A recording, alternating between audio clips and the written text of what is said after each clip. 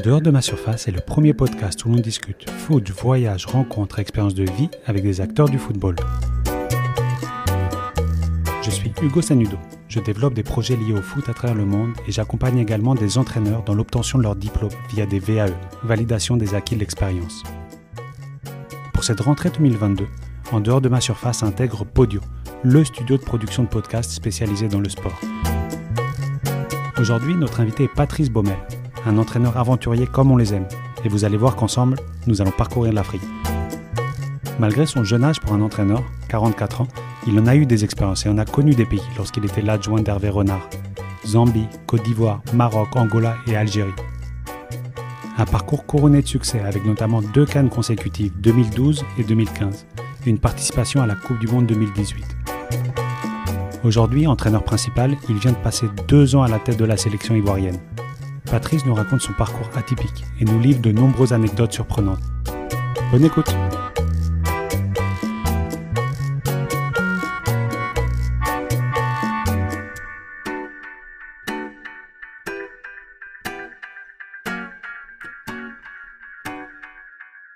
Bonjour Patrice Baumel, comment vas-tu? Bonjour Hugo, ça va très bien. Ouais, et toi? Ouais, ça va. Je suis très content d'avoir un peu de temps pour discuter avec toi. Ouais, enfin, on a un petit peu galéré à trouver un moment et pouvoir échanger. Parce que voilà, toi, tu es quand même souvent en vadrouille. C'est ça. On va parler beaucoup de voyages avec toi. Je pense que limite, le podcast, il est limite fait pour toi, tu vas voir. Donc, mais est-ce que tout d'abord, tu pourrais te présenter rapidement? Bien sûr. Donc, Patrice Baumel, 44 ans. Je suis né dans le sud de la France, à Arles.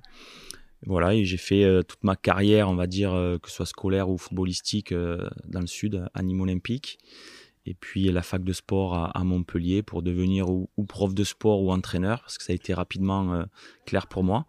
Voilà, et puis après, des expériences dans mon club formateur comme entraîneur, et puis des aventures dans le monde entier, surtout en Afrique. C'est ça.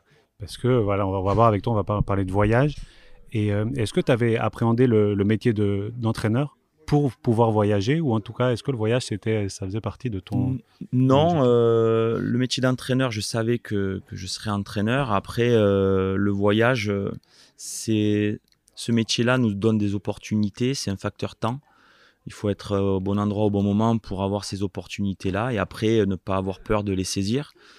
Je pense que le premier voyage, la première décision de partir, c'est celle qui est la plus importante. Parce que si dès le départ, il y a une crainte, généralement, ça ne se fait jamais. Et pour ma part, il n'y a jamais eu de crainte. À partir du moment où j'ai eu cette opportunité, après Nîmes, de partir en Zambie, en Afrique australe, très loin, à 10h, 15h de vol, je l'ai saisi de suite et je ne le regrette pas. Donc ça a été pour moi une opportunité de vivre quelque chose de nouveau tout en faisant mon métier. C'est ça. Et on voit, parce que souvent, quand je discute avec des entraîneurs, des sélectionneurs qui ont voilà, ce parcours à l'étranger, on peut voir 2 catégories. Ceux qui partent à partir de 50 ans, un peu plus tard dans leur carrière, comme Patrice Neveu, comme même Jackie Bonnevet. Bon, il y en a énormément, je ne vais pas tous les citer. Et il y en a, et toi, tu étais un peu différent, parce que toi, en fait, tu es parti très jeune, finalement. Ouais. Oui, alors est-ce que c'est lié au fait que cette génération qui est un petit peu avant la mienne, à l'époque, on ne partait pas? C'est vrai que les coachs français, il y a 30 ans, ils restaient généralement en France et on n'expatriait pas trop les coachs. Il y a eu, après 2000, la volonté, surtout au Qatar, de prendre des coachs français. On a vu que ça a été pendant 10-15 ans au Qatar et au Moyen-Orient, il y avait beaucoup de coachs français. Et puis après, il y a eu les ères des coachs portugais, brésiliens, espagnols, etc., etc. Mais pour ma part... ça a été une opportunité, comme je te dis, de partir. J'étais bien à Nîmes parce que j'y ai fait toute ma vie jusqu'à 30 ans, on va dire, 28-30 ans. J'y ai joué, j'entraînais, j'aurais pu y rester. Mais ouais, cette opportunité, je me suis dit, c'est faire son métier dans un pays nouveau qui parle une langue différente. Et je vais apporter mon expertise, mon expérience, mais je vais aussi apprendre beaucoup de choses. Et voilà, je me suis dit, en étant jeune, on a encore envie d'apprendre. Peut-être qu'un peu plus âgé, on se dit, oh, j'ai pas envie de trop changer mes habitudes. Alors que là, je me suis dit, ouais, je fonce. Et ça a été pour moi un déclic. Et il y a aussi cette question niveau familial aussi. Parce que je sais pas, toi, comment c'était quand tu avais 29 ans? J'étais en couple et ma femme m'a suivi. Ouais, sans enfant, mais ma femme m'a suivi. Et... Ah ouais, dès le début. Ah okay, oui. okay. c'est la base pour moi de la réussite. Ouais. Mais il faut toujours, selon le pays où on va, on y aille en éclaireur pour préparer le chemin, en fait, et qu'après on puisse accueillir la famille dans les meilleures conditions. Voilà. Parce que c'est vrai que c'est souvent beaucoup de bouleversements. Par chance, j'avais pas d'enfants, donc ça a été plus facile, mais même pour les enfants, je dirais que ce soit pour des joueurs français qui partent à l'étranger ou pour des coachs, le fait d'expatrier la famille et les enfants, pour moi, c'est encore quelque chose qui apporte quelque chose de plus. C'est ça. Mais bon, faut aussi être un duo où l'autre personne doit aussi vouloir voyager et partir en Zambie. Bien sûr, ouais, mais au début, il y a toujours cette crainte. Et puis après, quand on arrive là-bas, c'est de se dire, en fait, c'est l'ancrage. C'est se dire, OK, on est français, OK, on a laissé cette vie-là. Quand on va rentrer, on va la retrouver. Mais le voyage, tout se fait. Petit détail, j'avais 2 chiens, 2 gros chiens, des bergers allemands. Ils nous ont suivis, on les a mis dans des caisses et ils nous ont suivis. Et ils ont adoré. La famille est venue nous voir. Ils ont découvert l'Afrique noire avec les safaris, les chutes Victoria. Et aujourd'hui, ils disent que c'est leur plus beau voyage. Parce que, quand est-ce que tu vas en Zambie? Si c'est ça. Pas pour aller voir. Ça, et c'est méconnu. Alors que ça mériterait justement d'être dans des projets de personnes parce que c'est un très beau pays. Un peuple accueillant, un pays safe, très sécurisé. Et puis, les safaris, je pense, avec la Tanzanie, la Namibie, le Botswana et le Kenya, c'est ce qui se fait de plus beau. Les chutes Victoria, c'est magnifique. Et t'as eu l'opportunité de voyager un peu? Ouais, tu pouvais. Ah oui. Quand tu es sélectionneur. Disons que oui, par chance, voilà. Quand on est en équipe nationale, on a quand même un petit peu plus de temps libre qu'en club. Entraîneur. Et dès qu'on avait un petit week-end ou 4 jours, on voyageait. Ouais, c'est top. Et on l'a pas encore cité, parce que toi, tu es parti, c'est Hervé Renard. Exactement. On l'a pas. Mais c'est une belle rencontre. Ouais. C'est une belle rencontre parce qu'à l'époque, je suis adjoint de Régis Brouard à Nîmes, avec qui on s'était croisés, on avait joué un petit peu ensemble. Lui était pro, moi j'étais stagiaire, donc je le croisais. Je me souviens plus de lui que ceux qui se souviennent de moi. Mais lorsque je suis son adjoint, on joue contre Cherbourg, l'équipe d'Hervé Renard, et on se retrouve sur un stage, mais vraiment par pur hasard, à Clairefontaine de recyclage, puisque tous les 5 ans, il fallait aller se recycler à Clairefontaine. Et on s'est retrouvé sur une semaine avec Hervé. Et lui, il aimait bien les gauchers, je me souviendrai toujours. Moi, je suis pur gaucher.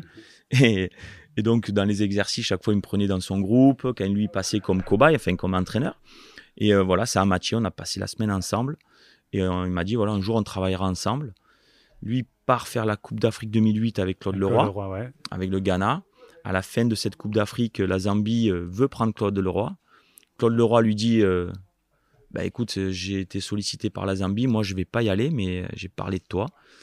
Hervé Renard se voit proposer le poste de sélectionneur, il m'appelle. Et je me revois, moi je finis mes 3 ans à Nîmes difficilement. Régis s'était fait remercier quelques mois auparavant. Laurent Fournier était venu le remplacer, ça ne s'est pas bien passé.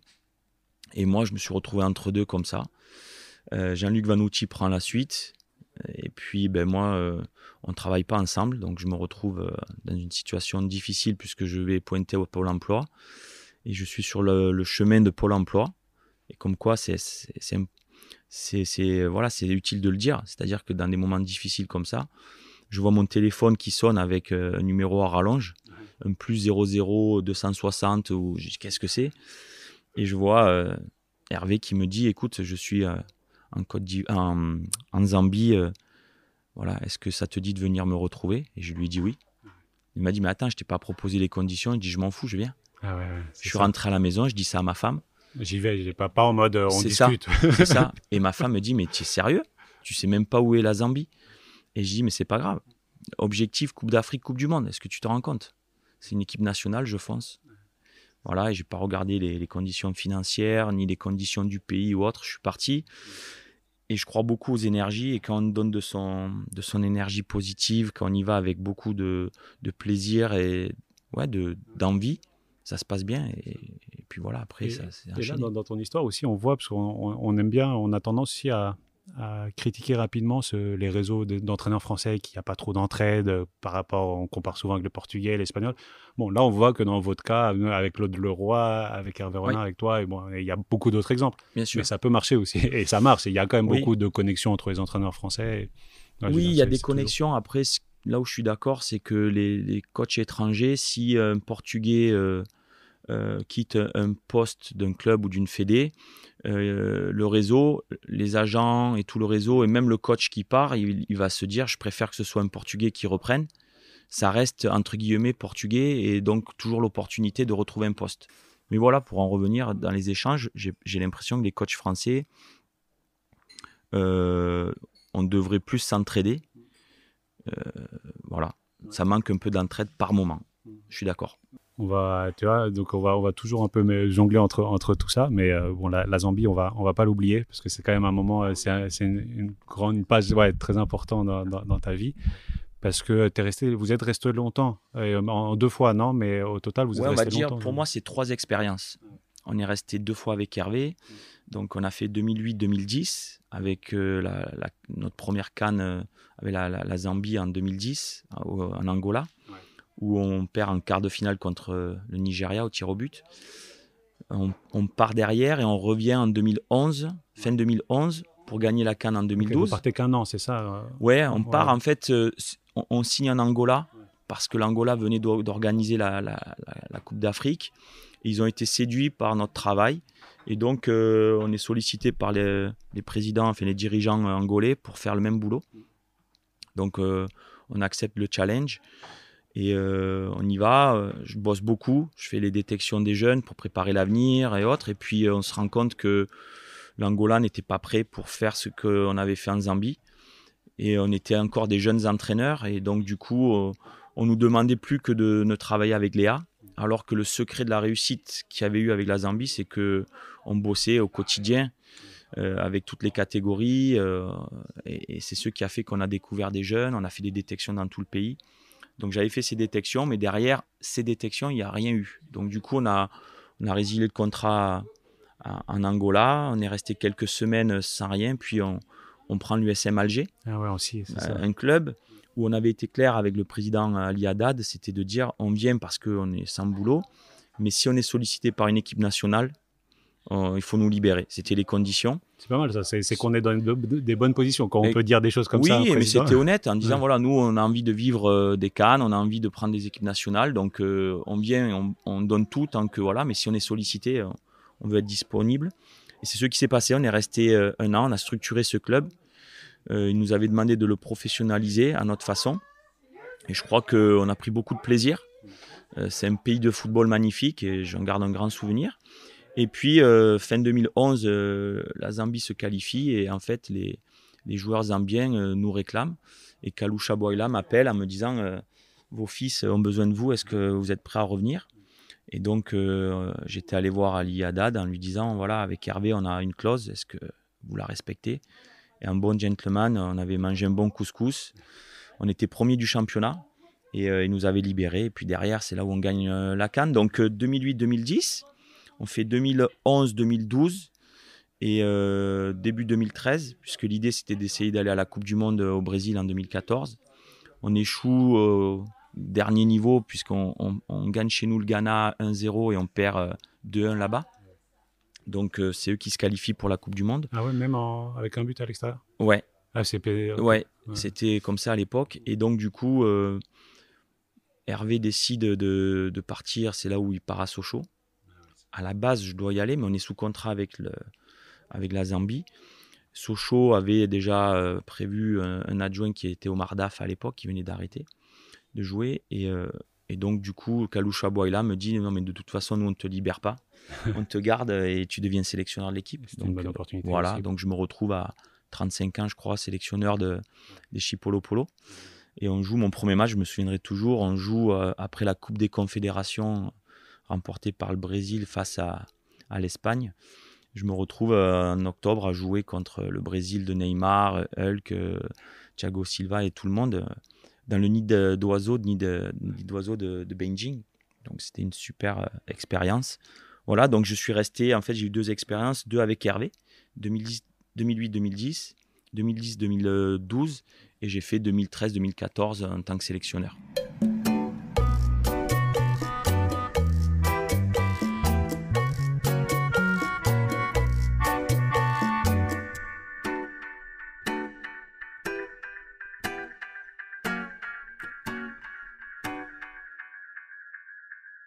Et j'ai envie de discuter un peu de cette Zambie parce que niveau footballistique, ici en France, on ne la connaît pas. Mais c'est un vrai pays de football qui a une belle histoire avec des compétitions. Parce que bien sûr, vous avez gagné la CAN, mais ils avaient déjà participé. Ils avaient déjà eu 2 finales. Ils avaient participé à un des JO. Ouais. Et aussi contre l'Italie. Ouais, enfin, ils ont gagné 4-0 contre l'Italie en match de groupe. Après, ils perdent contre l'Allemagne. C'est ça. Et il y a une grosse histoire qui est quand même tragique, mais très importante dans cette relation avec le football. C'est qu'à un moment, ils ont une génération de folie dans les années 80, fin 80. Ouais, c'est ça. Ils sont pas loin de se qualifier ça. À la Coupe du Monde aux États-Unis en 94. Et là, il y a un accident tragique d'avion.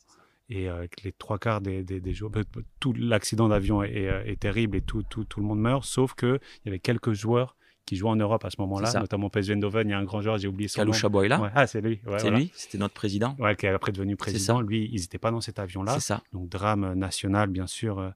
Et bon, là, je fais un peu le journaliste, mais bon, tu me diras, mais ça m'a histoire de fou. Et finalement, ils reconstituent une équipe pour cette qualif pour la Coupe du Monde. Et ils sont à 2 doigts de se qualifier à cette Coupe du Monde 94. Et ils perdent contre le Maroc. Dernier match, alors qu'ils venaient de battre le Sénégal. Ils avaient fait avec une équipe bis, parce que bien sûr, ils ont dû reconstituer une équipe. Et l'histoire incroyable, c'est que l'accident était à Libreville. Et vous gagnez la CAN quelques années, pas si longtemps après, parce que c'est quoi, c'est 20 ans après. Ouais, c'est ça. À Libreville, à quelques kilomètres de l'accident. C'est ça. Et ça, c'est une histoire que moi, j'avais pas vraiment suivi, mais je crois qu'on pourrait rester rien qu'une heure à parler de tout ça, même ça serait pas suffisant. Mais déjà, pour répondre à ta question, nous en France, c'est vrai que la Zambie, on connaît pas trop. C'est un pays anglophone où le fait que Kalusha Boyla, on va dire, c'est la figure emblématique de ce football. Il a été Ballon d'Or africain 88. Il joue au PSV Eindhoven. Il a été formé au club de Bruges. Après, il part au PSV Eindhoven. Il fait aussi une carrière au Mexique. Il a eu Bielsa comme coach. Le fait qu'il soit passé par le PSV Eindhoven, le grand PSV Eindhoven des années 80-90, il a été inspiré par cette formation néerlandaise. Et du coup, ce football zambien est animé par ce fameux 4-3-3 football total où ça court beaucoup, c'est généreux, beaucoup d'ailiers, beaucoup de joueurs techniques, parce qu'il a amené cette culture-là. Et donc, ça joue au football anglophone. Donc, à l'époque, les Anglais avaient structuré. Après, ça a été repris par l'armée, les mines de cuivre, premier pays exportateur de cuivre au monde. Donc, tout ça a fait que le football est rythmé autour de ça. Et il y a des footballeurs de partout. Et donc, nous, quand on arrive, on se rend compte que la Zambie, c'est pas un petit pays. Ils ont fait 2 finales dans les années 70. Comme tu dis si bien, il y a une génération dans les années 80 qui se construit autour de Kalusha Boyla, Musonda, qui sont à l'étranger, puis tous les autres jouent au pays. Et donc ce drame qui arrive, alors qu'il mérite de se qualifier pour la Coupe du Monde 94, a été une tragédie. Mais c'est un tel peuple de paix, d'amour, qu'ils se reconstruisent et en fait, ils ne se sont pas arrêtés là. Et donc derrière, ils font une finale avec cette équipe bis de Cannes. C'est incroyable, mais c'est pour vous dire à tout le monde que... Un an après le drame, mais c'est pour dire que c'est un pays de football. Et que si on gagne en 2012, tout le monde dit « mais vous avez gagné, c'est incroyable, vous avez eu une chance ». Non, bien sûr qu'on a eu de la chance, mais il n'y a pas de hasard. Et lorsqu'on arrive en 2008, en 2009, on finit 3e du Tchad, le championnat d'Afrique des Nations, c'est-à-dire avec l'équipe locale. Et c'est cette équipe-là qui va gagner la CAN en 2012. Parce que des joueurs zambiens à l'époque, quand on gagne en 2012, il y a des Mayuka qui jouent aux Young Boys de Berne, qui est allé à Sochaux, Nathan Sinkala, Sunzu, Katongo qui était à Arminia Bielefeld en Allemagne, Félix Katongo à Rennes. Mais voilà, les autres, ça joue au pays. Ou en Afrique du Sud. Mais ce qui est énorme, c'est que lorsqu'on fait cette CAN en 2012, on regarde le tirage au sort. La Coupe d'Afrique 2012 est organisée en Guinée équatoriale et Gabon. Et nous, notre poule, on n'est qu'en Guinée équatoriale. Et Kalusha, qui lui n'a jamais plus mis les pieds à Libreville depuis le crash. C'est-à-dire que lui, le matin du crash, il se réveille chez lui en Hollande, il regarde les infos, il se dit aujourd'hui j'ai un avion, je vais retrouver mes collègues, on joue au Sénégal pour aller à la Coupe du Monde.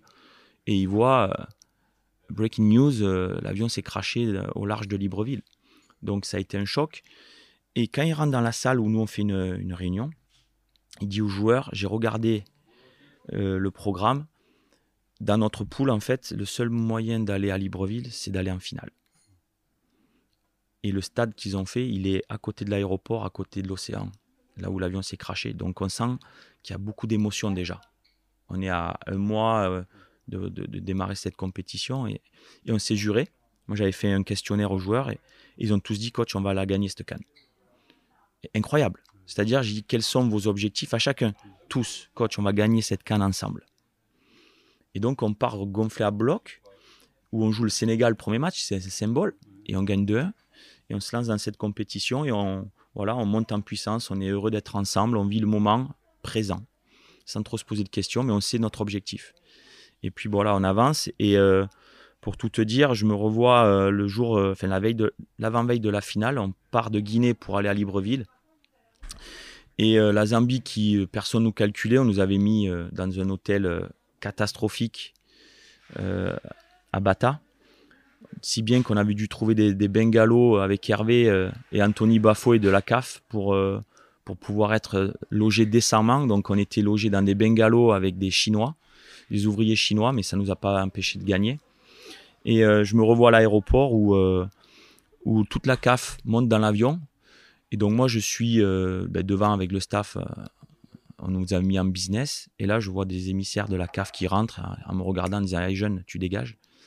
Et là, le pilote qui était marocain me dit « Coach, il vous manque de respect, venez avec moi dans le cockpit ». Et il m'explique, lui pilote, ce qui s'était passé à l'époque. Donc en fait, à l'arrivée, on survole, on voit l'océan, on voit la piste de décollage et on voit le stade. Et voilà, il m'avait expliqué comment ça s'était passé, le crash ici. On atterrit et Kaloucha avait tout prévu. Il avait prévu une 50aine de fleurs, oiseaux du paradis, c'est vraiment mes fleurs préférées, c'est magnifique, on le retrouve en Inde aussi. C'est des belles fleurs aux couleurs de la Zambie, vert et orange.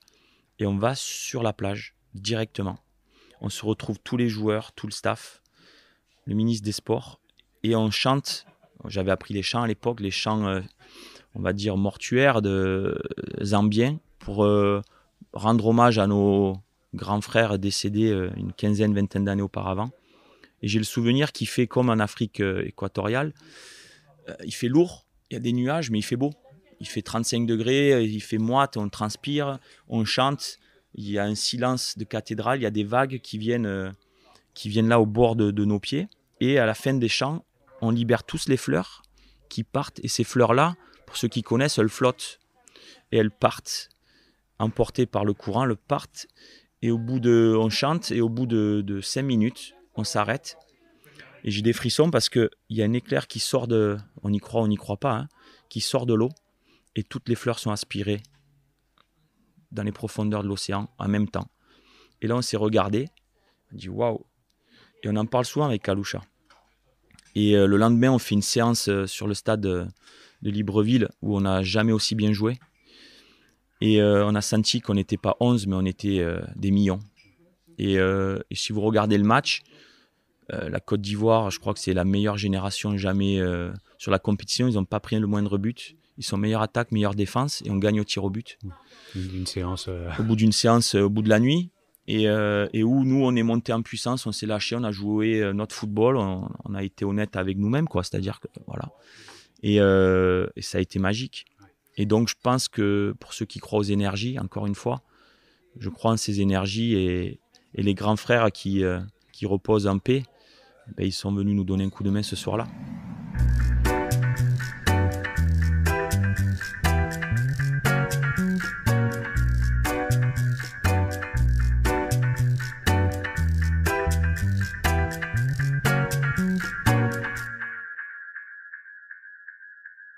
Et c'est l'Afrique qui t'a changé? Ouais, comme je te dis, dans les croyances, j'ai une éducation où je crois en Dieu, mais l'Afrique m'a encore marqué parce que tout est tourné autour de Dieu, mais le Dieu bon. On ne fait pas la prière pour se donner bonne conscience, on fait la prière, on chante parce qu'on en a besoin. Et c'est un moyen aussi de communier ensemble, de communion, d'être ensemble. Et ça m'a donné beaucoup de force dans les vestiaires, avant les séances. Voilà. Et quelle que soit la religion, la prière est importante. mais une prière positive de bienveillance. Parce que justement, en Zambie, tout le monde a quasiment la même religion. Ils sont tous catholiques. Et après, en Côte d'Ivoire, non, mais c'est pas une question vraiment de religion. C'est une question de croyance. Vraiment, en Côte d'Ivoire, pour faire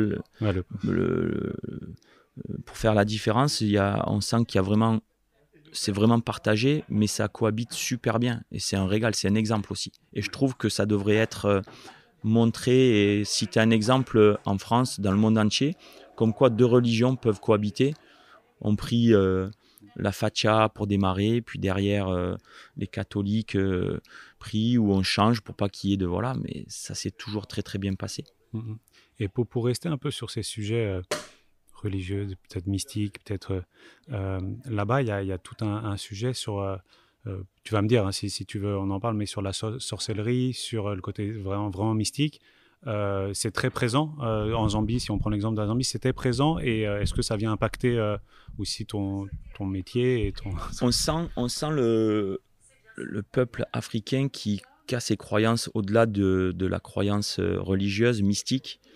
Mais j'ai envie de dire, dans mon expérience, de mon arrivée de 2008 à aujourd'hui, j'ai l'impression que le marabout prend moins d'importance que le religieux, proprement dit. Que ce soit le pasteur, le curé, l'imam. J'ai l'impression que ces gens-là prennent une place plus importante dans la religion, le Coran, la Bible. Voilà, c'est quelque chose de plus, quand je veux dire rationnel, je ne sais pas si on peut utiliser ce mot, mais de plus la religion positive. Parce que la sorcellerie, c'est se protéger d'eux ou amener l'adversaire quelque part. J'ai plus ressenti ça. Je l'ai vécu dans des pays où je voyais des marabouts rentrer dans les avions, qui faisaient des choses pour dire voilà, je vais t'enlever le mauvais sort et tout ça. Progressivement, j'ai senti que c'était plus dans la religion et la croyance proprement dite. Ouais. Donc là, apparemment, en Côte d'Ivoire, tu n'avais pas des gens qui t'accompagnaient. Sur les années-là, non, j'ai pas vu. J'ai pas vu. Ça doit exister, mais j'ai pas été confronté à ça. Ni l'équipe. On n'avait pas un marabout qui venait nous accompagner. Et je vais faire encore un parallèle, un saut, on va changer un peu. Le sorcier blanc. Oui. Quelle est ta relation justement? Est-ce que tu avais appréhendé ça avant d'y aller, d'être le blanc qui va en Afrique? Tu avais un peu peur de comment on allait t'accueillir et comment ça t'a suivi ce côté-là? Non, parce que dans mon éducation, j'ai toujours eu des amis de tous bords, de toute religion, de toute nationalité. Et tu vas peut-être pas me croire, mais je vois pas la couleur de l'homme, moi, en fait. Ni la croyance, je m'en fous. Je m'en fous, je prends l'homme tel qu'il est et on ne choisit pas d'où on est, de quel pays. Et en fait, j'ai jamais vu ça. Donc, je me suis dit, si on me fait venir dans un pays d'Afrique noire, si on me fait venir dans un pays d'Afrique maghrébine, où on a tous des éducations différentes, des origines différentes, mais je vais apporter mon expérience et je vais être moi-même. Après, si on ne m'accepte pas, je prendrai mes valises, je ne vais pas forcer la chose, mais ça c'est, Dieu merci, ça ne s'est jamais passé. Mais est-ce qu'il y a des choses qu'un entraîneur blanc peut mettre en place que peut-être un entraîneur local ne pourrait pas? Mais peut-être ça existerait ici aussi, ça existe un peu. Ouais, je sais pas, je me compare pas, je me dis en fait, reste toi-même, fais tes choses. Si tu commences à dire, bon lui il fait ça, moi je fais ça, je m'en sors pas. Et j'ai envie de te dire aussi, celui qui se cherche des limites s'en trouve sans limite, quoi. Donc oui, parce que je suis local, on va pas me faire confiance. Aujourd'hui, je suis revenu après mon contrat en Côte d'Ivoire. Je me suis dit, je veux revenir en France ou en Angleterre ou en Europe. Je veux entraîner ici. Aujourd'hui, Patrice Baumel en Europe, on le connaît pas forcément. Donc c'est que j'ai pas fait assez de choses. Mais je me dis pas, ouais, ici on m'aime pas. Voilà, je vais repartir. Non. J'ai dit, j'ai pas fait assez de choses pour que mon nom résonne et que je donne envie à des clubs de me prendre. Alors, je vais continuer mon aventure où que ce soit. C'est mon histoire. Mais tu sais que c'est compliqué, non? Quand même, quand tu es catalogué entraîneur à l'étranger, en Afrique. Non. Non, tu dis. Ouais. Non. Okay. Parce que là, on voit qu'il y en a peu qui. Là, en ce moment, il y a Deux Sabres, non? Qui est toujours mais il y en a peu qui, justement, et je voulais savoir un peu, voilà, est-ce que ça t'embête quand on te dit l'entraîneur baroudeur, ou tu trouves plutôt ça comme une richesse, ou t'aimes pas qu'on t'accole cette étiquette-là? Ben, je pense si tu regardes ma carrière, baroudeur non, parce que je suis plutôt resté fidèle là où je suis allé, je suis toujours allé au bout de mes contrats quasiment. Donc voilà, donc j'ai plutôt fait chaque fois 3-4 ans, 3-4 ans, 3-4 ans. Donc Ouais, j'ai vécu... T'as pas la bougeotte, quoi, Non, sur les 7 dernières Coupes d'Afrique, j'ai fait les 7, j'en ai pas raté une. Donc j'ai envie de te dire que je suis pas baroudeur, au contraire, je suis plutôt quelqu'un de fidèle, que ce soit en équipe nationale ou en club. C'est juste que le football va tellement vite que les clubs n'ont pas le temps peut-être de regarder ce qui se fait ailleurs. Ils regardent leur petit championnat à eux, juste autour, et ils vont pas chercher. C'est un petit peu dommage parce que j'ai envie de te dire, l'Afrique, ils cherchent, ils savent, ils connaissent, ils aiment le foot, mais dans le monde entier. Donc ils connaissent les coachs, ils connaissent, voilà. Petit reproche que je peux faire en France, c'est qu'ils restent basés sur ce qui se fait en Ligue 1, Ligue 2, dans leur club. Surtout, je me protège en prenant quelqu'un qui, qui a une expérience. C'est le petit reproche que je peux faire, mais après, je peux pas faire le reproche de pas me prendre parce que ils me connaissent pas. Je peux comprendre. Mais le reproche que je fais, c'est de me dire que je suis un jeune entraîneur. J'ai 44 ans, mais ça fait 20 ans que je fais ce métier. Et quand tu dis j'ai fait 7 Coupes d'Afrique, j'en ai gagné 2, j'ai fait une Coupe du Monde, j'ai entraîné Lille, j'ai entraîné Nîmes Olympique, j'ai entraîné l'USM Alger en club. Je pense que, voilà, tu n'es pas un jeune entraîneur, quoi. Voilà. Tu peux être un jeune dans l'âge, mais tu as une expérience, tu as un vécu.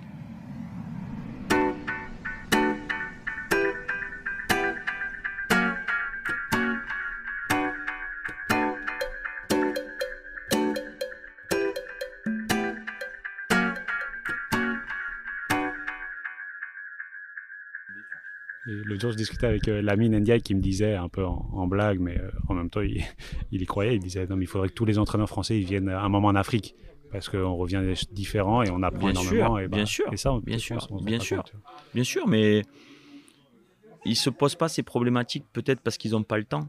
Ils se posent pas ces problématiques. Ils vont, je crois que tu vas être d'accord avec moi. Très souvent, ce qui se dit, c'est on prend toujours les mêmes. Tant mieux pour eux. Mais c'est vrai qu'on prend toujours les mêmes. Après, on peut te dire aussi, en Afrique, on prend toujours les mêmes. C'est pas faux aussi, parce que ce qui se dit souvent, c'est il connaît l'Afrique, il connaît comment ça se passe. C'est pas faux non plus. Mais non, j'ai aucune frustration à ce niveau-là. Je me dis, tant que je vis des émotions, je me régale, je continuerai, où que ce soit. Mais je pense que les émotions en Afrique, elles sont difficilement égalables. Ouais, mais des émotions, des fois, c'est énervant, parce que tu te dis, mais pourquoi ils fonctionnent comme ça, en fait? Ils se tirent une balle dans le pied. Ouais. Et je me dis, c'est peut-être pour ça qu'ils nous prennent, pour qu'on amène quelque chose de plus rigoureux, parce que à ce niveau-là, il manque un petit peu de recul. Et peut-être que nous, qui sommes peut-être parfois un peu plus psychorigides, eux, ils sont plus dans le lâcher-prise et plus dans l'audace. Donc c'est un bon mix de tout ça, quoi. Et je voulais aussi parler d'un sujet, de la qualité du foot africain. Bon, en tout cas, celui que tu as connu. Encore une fois, j'aime pas dire africain, mais en tout cas, en Zambie et en Côte d'Ivoire, c'est fou, non? Le foot, la qualité des gamins dans la rue, Moi, j'ai une image, c'est partout où je vais. Quand j'atterris, je sors et je vois un terrain de foot, quel qu'il soit. Alors aujourd'hui, au Maroc, le roi, Sa Majesté et le président Legja, ils ont construit des centaines et des centaines de stades. Donc les gamins, ils jouent de moins en moins dans la rue, ils sont équipés. Ceci étant dit, tu vas n'importe où, Madagascar, les Comores, au Tchad, en Centrafrique ou dans les pays comme le Sénégal, ça joue au ballon, sur la mer, sur la plage, entre deux quérons, deux parpaings, deux bouts de bois, ça joue.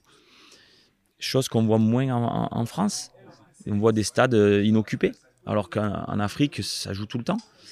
Et donc, c'est ce qui fait qu'il y a une finesse. Après, la petite lacune, c'est comme c'est pas organisé, c'est des qualités qui se développent techniques. Alors qu'en Europe, la chance, c'est que comme c'est structuré dans des clubs, il va y avoir un développement avec un coach qui va donner déjà des indications tactiques. Donc, je dirais que Parfois, ce qui manque en Afrique, c'est ce côté un petit peu organisationnel de l'équipe, la tactique ensemble, travailler ensemble. On n'est plus sur l'individualité, mais du coup, l'Europe vient prendre ses individualités parce qu'ils en ont besoin. Ouais, c'est vrai Les que Sadio Mané, les Mohamed Salah, les Hakim Ziyech et j'en passe dans chaque pays, hein, les Nicolas Pepe. Voilà. Et là, on voit que ça change, c'est que les pays qui se structurent au niveau centre de formation, comme peut être le Sénégal et comme dans d'autres pays, c'est là où ça nous fait dire aussi que peut-être l'avenir du foot, il est ici, il est en Afrique, parce que tu as la qualité, et si une fois que tu as les structures et les championnats qui se... Bien sûr, et puis le fait que ça se structure, tout le monde se dit c'est un moyen de pouvoir... sortir de la pauvreté, parce que voilà, il faut parler aussi de ça. En Afrique, il y a beaucoup de gens pauvres et que le football permet un joueur qui sort. Moi, ça m'est arrivé des agents qui venaient me voir et qui me disaient coach, si ce gamin il sort, il va nourrir un village. Donc, à un moment donné, c'est aussi le football qui te permet de sortir de la misère. Mais ça te fait confronter à ce rêve qui est dans 99% des cas qui est pas possible, et tu es confronté à ça. Tu sais comment dire à ces gamins que non, là, c'est quasiment impossible d'y arriver. C'est toujours ça, trouver un peu un juste milieu. Bien sûr, mais pour eux, ils sont pas dans l'impossibilité. C'est ce qui fait que on est différent, c'est que eux, ils se donnent le droit de rêver. Et j'ai le souvenir, moi, avec la Zambie, on joue le Brésil, de Neymar, comme je t'ai dit tout à l'heure et tout. Et les joueurs, j'ai dit alors comment vous sentez? Ils me disent on va gagner, coach. À la mi-temps, on était à 0-0 contre le Brésil. On va gagner. Et c'est ce qui est génial, c'est qu'ils ne se posent pas de questions. Peut-être que nous, Européens, on s'en pose trop. Eux, c'est j'ai une opportunité, je la saisis parce que j'en aurais pas 36 000. Parce que toute ma vie, on m'a laissé de côté. Et là, on me donne la chance, je fonce. Et c'est une qualité. C'est une qualité. Et pourquoi il n'y a pas beaucoup de joueurs zambiens en Europe? C'est... là, j'ai rencontré le jour de la finale de la Champions League, j'ai rencontré le président de la Fédé zambienne, le président Kamanga. Je l'ai vu à Paris et il m'a dit il y a une belle génération. Et j'ai dit je peux vous donner un coup de main, je vais essayer de vous mettre en relation. C'est que tout simplement, qui des agents va en Zambie? Moi, j'y suis resté au total 5 ans. J'ai jamais vu un agent français venir en Zambie, prendre un avion et venir. Jamais. Jamais.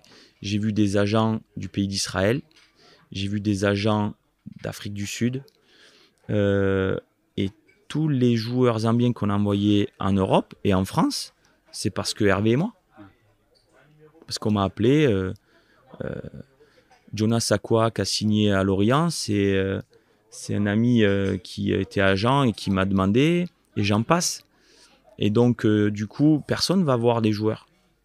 Mais si demain, vous y allez, quel que soit l'agent de quel pays, va revenir avec des joueurs. Parce que ils sont bons. Je te donne un exemple. Dans les détections que je fais en 2013, je vois Patson Daka, 16 ans. Je vois Enoch Mwepu, 16 ou 17 ans. Et en fait, moi, mes conditions pour que j'ai le vrai âge, je voulais qu'ils soient scolarisés.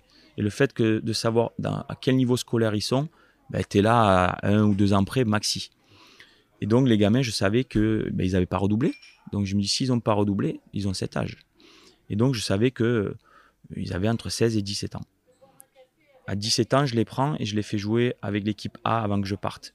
Ils jouent avec les Chipolo Polo. Derrière, ils signent à Salzbourg. On les prend, je me souviens, Patson Daka, on le prend à Lille. Lille dit non, il est trop jeune et tout ça. Hop, il signe à Salzbourg. Salzbourg le récupère et aujourd'hui il joue à Leicester en Première Ligue. Donc Mwepu, il joue en Première Ligue à Brighton. Donc il n'y a pas de hasard. Mais c'était des gamins qu'on avait sortis en 2013 déjà. Donc il y a de la qualité. Il faut juste ne pas avoir peur d'explorer et surtout de penser différent. Les agents aujourd'hui ils vont sur le même joueur. Savoir, purée, il faut que je le prenne. Là, en Côte d'Ivoire, j'ai fait jouer le plus jeune joueur de l'histoire du football ivoirien, Karim Konaté. Il a joué à 17 ans et quelques avec moi en A, avec l'équipe A, en éliminatoire Coupe du Monde. Aujourd'hui, il a signé à Salzbourg. Mais il y avait des clubs français qui se l'arrachaient. Il était dans un centre... Il était à la SEG Mimosa. Mimosa. Il a fini 2 fois meilleur buteur. Bon, voilà. Et il a joué avec moi. Contre la France, il a joué. Voilà. Et donc, Ce que je veux dire, c'est que c'est souvent trop tard quand ils viennent, c'est que là, tout le monde se jette sur ce même joueur, alors qu'il y a des bons joueurs, il y en a de partout. C'est pas avoir peur de prendre celui qui est passionné, de prendre son sac et de voyager et d'aller au Malawi. Il y a des super joueurs au Malawi, au Botswana, en Zambie, au Zimbabwe, il y en a. Au Swaziland, au Lesotho, de partout. C'est incroyable, ouais. On ne s'imagine pas. On sait qu'il y a du foot là-bas, mais on ne peut pas imaginer que ces joueurs peuvent avoir le niveau. C'est ça. Et donc d'y aller, de prendre des contacts, d'y aller plusieurs fois, de voir le gamin. Alors oui, on peut se tromper. Après, on peut prendre un joueur qui a 4-5 ans de plus parce qu'il va tricher. Mais est-ce qu'on peut lui en vouloir? De se dire, j'ai 20 ans, c'est peut-être trop tard. Si j'en ai 16, j'ai une chance de sortir. On ne peut pas lui en vouloir. Parce que pour eux, c'est vital. Mais il y a des bons joueurs de partout. Et toi, tu échangeais beaucoup avec les familles en général? Ouais, je donnais des conseils, de dire la destination, parce que qu'est-ce qui se passe des fois dans le choix? Des fois, il y a des destinations où on se dit, mais pourquoi il va là-bas? Parce que peut-être que la famille va prendre un billet un peu plus important en disant, pensez pas à ce billet maintenant, pensez au futur billet, mais parce que c'est qu'une étape. Et là où on est différent, c'est que l'Européen, il va se dire, je préfère avoir demain ça plutôt que ça. Et là-bas, souvent en Afrique, malheureusement, ils disent non, je préfère avoir ça maintenant plutôt que demain, on ne sait pas. Ouais, on verra demain, quoi. Voilà. Et donc, du coup, des fois, il y a des choix qui sont pas opportuns pour le joueur. Mais c'est sa carrière, après, on peut que le conseiller. C'est ça. Mais il se crée quand même des choses en Afrique, des relations entraîneur-joueur qui sont quand même différentes à ici. Où là, tu disais tout à l'heure, quand Zambie, quand le président de la fédération de Zambie t'a rappelé, ils t'ont dit il y a tes fils qui. Donc il y a cette relation quand même encore plus forte peut-être. Oui. Après, la Zambie, c'est que c'est très anglophone et structuré. Et donc, tu vas arriver en Zambie, tu dis les gars, on s'entraîne quand? Coach, c'est quand vous voulez. Tu fais 4 séances, ils vont être là les 4 séances dans la journée. Ils vont jamais parler. Jamais ils vont dire qu'ils sont fatigués, parce que pour eux, c'est donner de la faiblesse. Et voilà, donc, pays francophones, parfois, ils vont être différents. Ils vont dire, coach, on est fatigué. Alors, c'est bien aussi, mais la Zambie, c'était vraiment. Tu sentais que tu avais des gars qui soldats. Tout, ouais. Des soldats, tout le temps. Et donc, voilà. Mais c'est vrai que ce sont des belles relations en Afrique. Ouais, quand tu es vrai, ils s'attachent à toi et j'ai toujours des contacts. Dans tous les pays où je suis passé, j'ai des contacts avec les joueurs. Ouais. Et donc, la suite, on continue, pourquoi pas continuer à faire des cannes ou à essayer de venir ici? Tu sais pas trop, on verra. Non, j'aimerais vraiment l'Europe. T'aimerais? Ouais, j'aimerais, parce que j'ai envie est-ce que je peux dire de me prouver? Moi, j'en suis convaincu, mais de montrer que un coach, il peut passer n'importe où à partir du moment où il a envie et il le fait avec le cœur, il peut réussir partout. Donc, je me fixe pas de limite. Ouais. Voilà. Mais j'ai pas j'ai pas envie de venir pour prouver quelque chose à quiconque. Voilà. Ouais. C'est prendre du plaisir. Là, je suis avec l'UNFP et je me régale. Ouais. Sincèrement, sur le terrain, t'adores ça. Voilà. Et je sais qu'en fin de carrière, retourner même avec les gamins, là où je suis venu, voilà, tant que ce que tu proposes, dans l'œil des joueurs, ça pétille, ça n'a pas de prix. Bon, c'est génial. En tout cas, je te souhaite de continuer comme ça. J'ai juste envie de te poser une dernière question. Toi, tu conseillerais quoi à un entraîneur qui hésite avant de partir à l'étranger? S'il hésite, il ne faut pas qu'il y aille. Ouais. Voilà, c'est tout con, mais si tu hésites, c'est qu'il y a un truc qui te retient, alors ça ne marchera pas. Ouais. Parce qu'il faut y aller à fond. Un coach, c'est quoi? À mon avis, quand tu es coach, tu as ton instinct. Tu tentes un truc. Un coach qui ne tente pas, il n'est pas coach, il n'est pas lui-même. Il va faire un changement, il est audacieux, il change, il dit je vais essayer ça. Donc, quand tu as une possibilité quand tu as une opportunité, si tu te dis est-ce que, n'y va pas. Par contre, c'est déjà j'y vais et alors? Mais j'y vais, je fonce. Qu'est-ce qui peut m'arriver? Rien si ce n'est réussir. Voilà, l'échec, c'est pas une fin en soi, c'est une étape. Tu échoues, tout le monde la connaît cette phrase, Nelson Mandela qui dit je ne perds jamais, soit je gagne, soit j'apprends. Tu vas là-bas, ça se passe pas bien, tu auras une autre opportunité. Mais aujourd'hui, on me dit aller en France dans ce club-là ou aller à l'étranger, je vais ni valoriser l'un ni l'autre. C'est selon l'intuition, je suis mon intuition et je fonce. Mais si tu hésites, n'y va pas alors. Ça marchera pas. Ok Patrice, merci beaucoup. Merci infiniment. Ouais, merci. Merci beaucoup, à très bientôt et bonne suite. Hein. Merci, merci.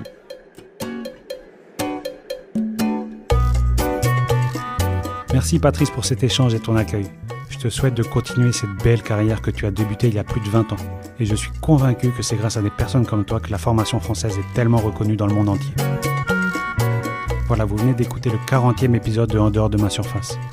J'ai vraiment hâte de vous faire découvrir le prochain épisode avec Delvin Ndinga, grand joueur congolais, notamment passé à Auxerre et à Monaco. Il va nous raconter son incroyable parcours, d'un village au Congo jusqu'à la Ligue des Champions. N'hésitez pas à faire un tour sur Podio, Podio.fr, le site de référence pour retrouver les meilleurs podcasts de sport du moment. À bientôt!